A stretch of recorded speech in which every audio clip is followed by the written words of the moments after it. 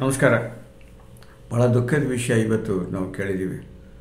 SL. ಭೈರಪ್ಪನವರು ನಮ್ಮನ್ನೆಲ್ಲ ಅಗಲಿದ್ದಾರೆ. SL. Bhyrappa ಅಂದ್ರೇ ಈಗಿನ ಪೀಳಿಗೆಗೆ ಅಥವಾ ಮುಂದಿನ ಪೀಳಿಗೆ ಆಗಲಿ ಹಿಂದಿನ ಪೀಳಿಗೆ ಆಗಲಿ ಅದೊಂಥರ ರೋಮಾಂಚನವಾದ ಹೆಸರು. ಸಾಮಾನ್ಯವಾಗಿ ಕಾದಂಬರಿಕಾರರು ಅಂತಂದರೆ ಯಾವುದೋ ಒಂದು ಕಲ್ಪನೆ, ಒಂದು ಕಥೆಯನ್ನು ಇಟ್ಕೊಂಡು ಅದನ್ನು ಬೆಳೆಸ್ಕೊಂಡು ಹಿಂಗೆ ಹೋಗಿ ಈ ಥರ ಒಬ್ಬ ಮೋಹನ ಅಂತಿದ್ದ, ಇನ್ನೊಬ್ಬ ಸುರೇಶ ಅಂತಿದ್ದ ಅಂತ ಬೆಳೆಸ್ಕೊಂಡು ಹೋಗ್ತಾರೆ. ಆದರೆ ಎಸ್.ಎಲ್. ಭೈರಪ್ಪನವರು ಅದೊಂಥರ ಚಾರಿತ್ರಿಕ ಇದ್ದಂಗೆ, ಸಂಶೋಧನಾ ಗ್ರಂಥ ಇದ್ದಂಗೆ ಅಂತ ಅನ್ಕೋಬೇಕು.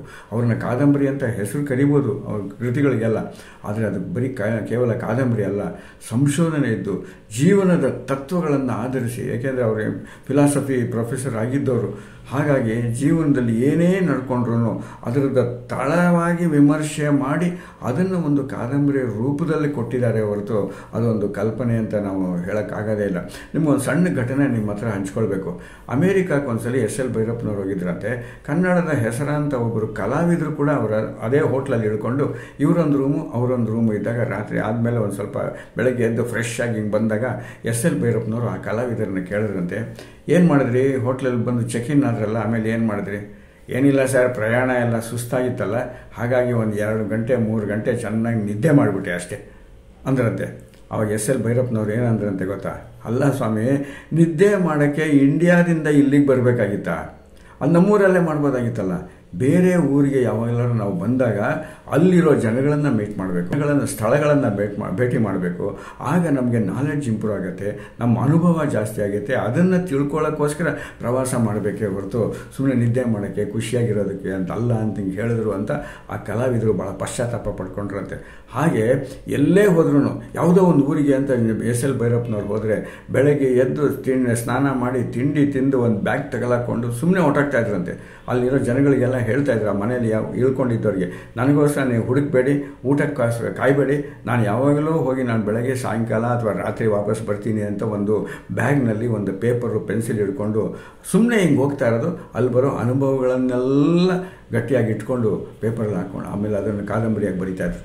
ಹಾಗಾಗಿ ಎಸ್.ಎಲ್. ಭೈರಪ್ಪನವ್ರು ಬರೆದಿರೋ ಕಾದಂಬರಿಗಳೆಲ್ಲ ಒಂದು ಸಂಶೋಧನಾ ಗ್ರಂಥ, ಒಂದು ಜೀವನದ ಗ್ರಂಥ. ಅವರಷ್ಟು ಕಾದಂಬರಿಗಳನ್ನು ಓದಿದ್ರೆ ನಮಗೆ ಜೀವನದೇ ದರ್ಶನ ಆಗುತ್ತೆ. ಒಂಥರ ಪುರಾಣಗಳನ್ನು ಓದ್ದಂಗೆ, ಪುಣ್ಯಕಥೆಗಳನ್ನ ಓದ್ದಂಗೆ, ಅಷ್ಟೇ ಅಲ್ಲದೆ ಒಂದು ಚರಿತ್ರೆ ಓದ್ದಂಗೆ ನಮಗೆಲ್ಲ ಅನುಭವ ಬರುವಂಥದ್ದು. ಅಂಥ ಎಸ್.ಎಲ್. ಭೈರಪ್ಪನವರು ನಮ್ಮೊಂದಿಗೆ ಇಲ್ಲ. 94 ವರ್ಷ ಅಂತ ಸಮೃದ್ಧವಾದ ಜೀವನ ಅನುಭವಿಸಿ ತೆರಳಿದ್ದಾರೆ. ಆದರೆ ಅವರು ಕಾದಂಬರಿಗಳ ರೂಪದಲ್ಲಿ, ಕೃತಿಗಳ ರೂಪದಲ್ಲಿ ನಮ್ಮೆಲ್ಲರಿಗೆ ನಮ್ಮ ಮನೆ ಹೃದಯದಲ್ಲಿ ಯಾವಾಗಲೂ ಇರ್ತಾರೆ. ಅವರ ಆತ್ಮಕ್ಕೆ ಶಾಂತಿ ಸಿಗಲಿ ಅಂತ ಪ್ರಾರ್ಥನೆ ಮಾಡಿ ಕೈಲಾಸಂ ತೀರ್ಕೊಂಡಾಗ ಮಂಜೇಶ್ವರ ಗೋವಿಂದ ಪೈ ಅವರು ಒಂದು ಶ್ರದ್ಧಾಂಜಲಿ ಬರೆದಿದ್ರಂತೆ ಇಂಗ್ಲೀಷ್ನಲ್ಲಿ, ಭಾಳ ಚೆನ್ನಾಗಿದೆ. May God rest his soul in peace and prepare it for a greater reincarnation ಅಂತ. ಅದೇ ಮಾತನ್ನು ಎಸ್.ಎಲ್. ಭೈರಪ್ಪನವ್ರಿಗೂ ಆತ್ಮಕ್ಕೆ ಶಾಂತಿ ಸಿಗಲಿ ಅಂತ ದೇವರನ್ನ ಪ್ರಾರ್ಥಿಸಿ ಎಲ್ರಿಗೂ ನಮಸ್ಕಾರ. ಎಸ್.ಎಲ್. ಭೈರಪ್ಪನವರು ಕನ್ನಡ ಸಾಹಿತ್ಯ ಲೋಕದ, ಸಾರಸ್ವತ್ವ ಲೋಕದ ದಿಗ್ಗಜರು ಅಂದರೆ ತಪ್ಪಾಗೋದಿಲ್ಲ.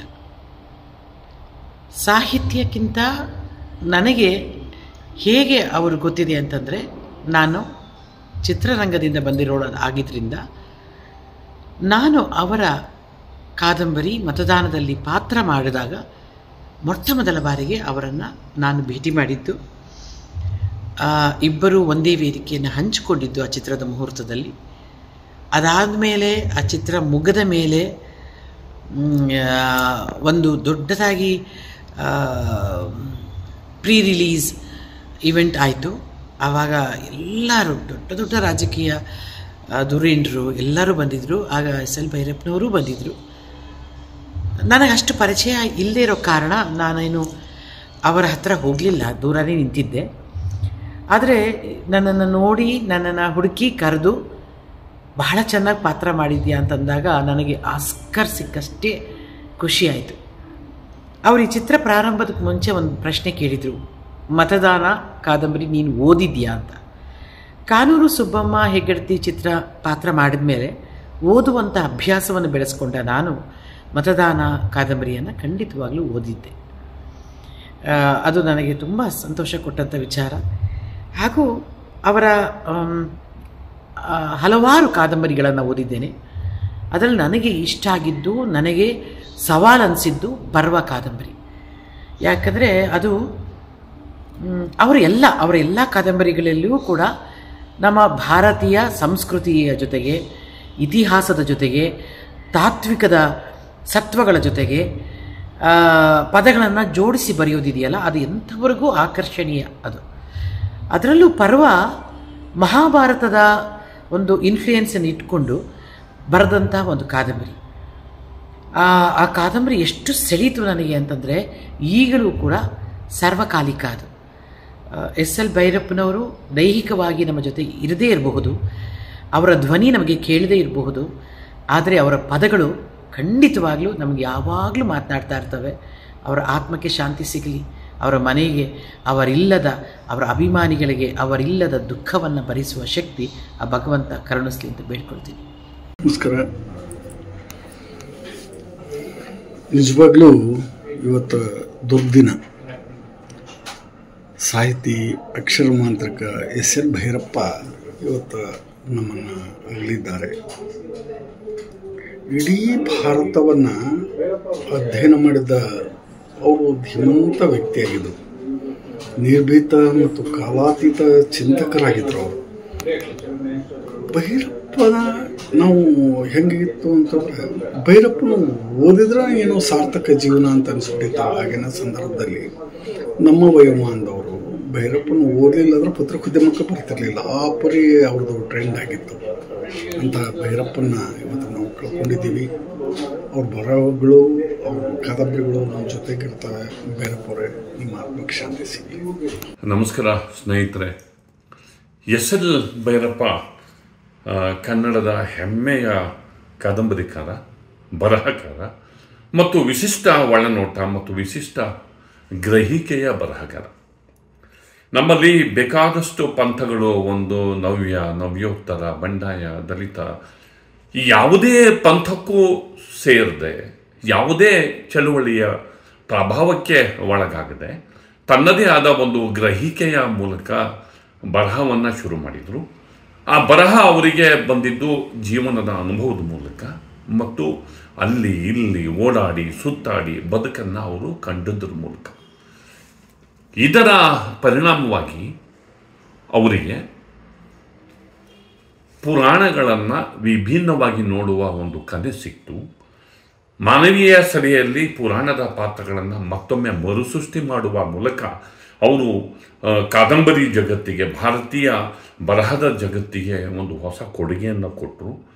ಪರ್ವ ಅಂಥದ್ದೊಂದು ಕೊಡುಗೆ. ಅವರ ವಂಶವೃಕ್ಷ ಇರಬಹುದು, ಧಾಟು ಇರಬಹುದು, ಅನ್ವೇಷಣೆ ಇರಬಹುದು, ಇವೆಲ್ಲವೂ ಕೂಡ ವಿಶಿಷ್ಟ ಗ್ರಹಿಕೆಯ ಮೂಲಕ ಬಂದಂತಹ ಕಾದಂಬರಿಗಳಾಗಿವೆ. ಹಾಗೆಯೇ ಅವರು ವಿವಾದಾಸ್ಪದ ಲೇಖಕ ಕೂಡ.